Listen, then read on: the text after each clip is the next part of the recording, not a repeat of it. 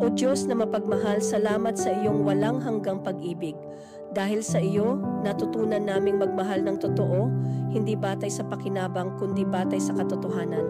Turuan mo po kaming magmahal na tulad mo, pag-ibig na matiisin at mapagkumbaba, hindi naiinggit, hindi nagyayabang, hindi abusado ni makasarili. Pag-ibig na hindi madaling magalit at hindi nagtatanim ng sama ng loob.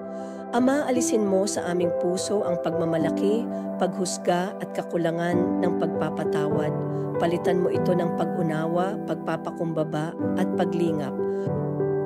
Sa aming mga relasyon, sa pamilya, sa kaibigan, sa asawa, sa kapitbahay, gawin mo kaming daluyan ng iyong pag-ibig.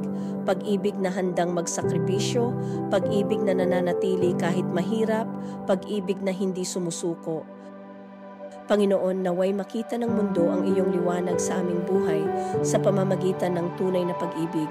Sa bawat salita, kilos at damdamin, ang lahat ng ito ay aming ipinagsusumamo sa dakilang pangalan ni Jesus. Amen.